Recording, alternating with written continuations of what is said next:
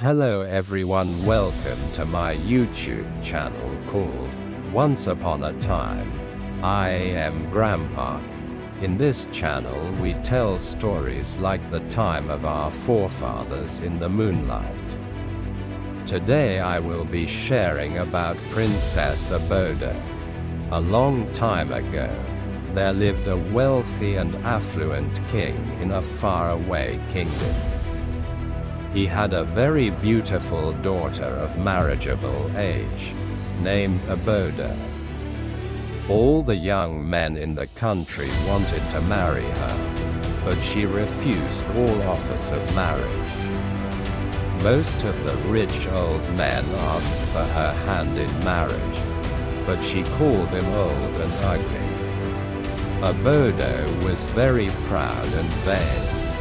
In spite of repeated entreaties from her parents, she refused to marry any man from her land. She vowed to marry a rich prince from a faraway kingdom. Her prince would be the best-looking man in the entire world. He would be strong and perfect in every way, and capable of loving her properly. So Obodo the princess continued to disobey her parents, at which they were very much grieved. One day, there was commotion within the village. What could be happening? People inquired. Not long after, the news got to the palace. A very fine man had been seen in the market, who was better looking than any of the natives. Obodo rushed to the market at once, and directly she saw the most handsome man she had ever set her eyes on. She fell in love immediately, and invited him to her house. The prince was delighted, and went home with her. On his arrival, the handsome prince was introduced by Obodo to her parents. The prince immediately asked their consent to marry their daughter. At first they refused, as they did not wish her to marry a stranger, but at last they agreed.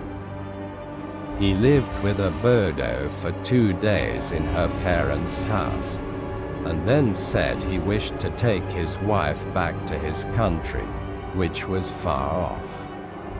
To this the princess readily agreed, as he was such a fine man, but her parents tried to persuade her not to go.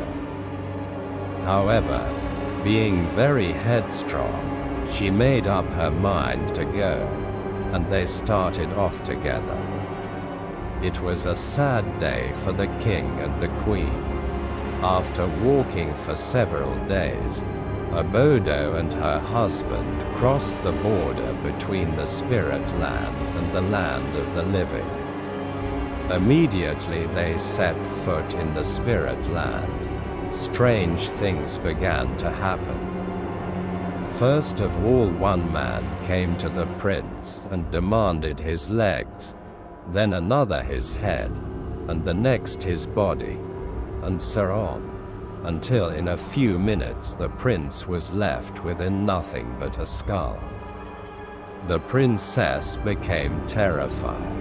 She could not understand what had happened to her handsome prince. The prince then laughed at the princess and confessed that the princess was now seeing him in his natural state.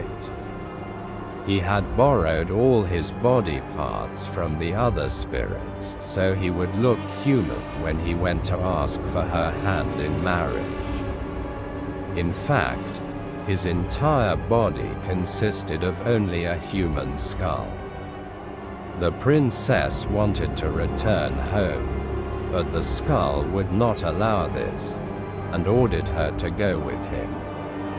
When they arrived at the skull's house, they found his mother, who was a very old woman, quite incapable of doing any work. She could only creep about. Obodo tried her best to help her, and cooked her food, and brought water and firewood for the old woman. The old creature was very grateful for these attentions, and soon became quite fond of Obodo. One day the old woman felt very sorry for Obodo, and decided to help her. She promised to send her back to her country as soon as possible, providing that she promised that in the future she would obey her parents. This Obodo readily consented to do. Then the old woman sent for the spider, who was a very clever hairdresser, and made him dress Obodo's hair in the latest fashion. She also presented her with anklets and other things on account of her kindness. She then used her supernatural power to call the breeze to gently carry Obodo to her father's kingdom. Soon afterwards, the breeze deposited Obodo outside her home, and left her there. When the king and the queen saw their daughter, they were very glad, as they had for some months given her up as lost.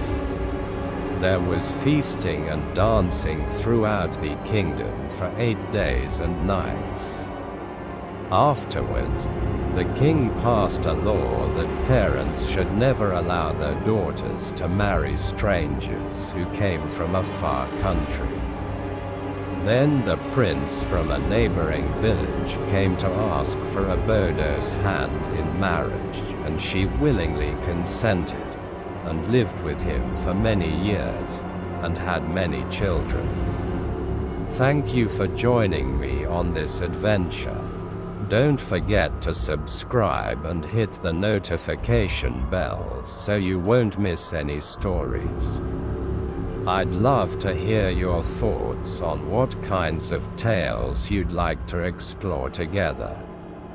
Until next time, keep the spirit of storytelling alive.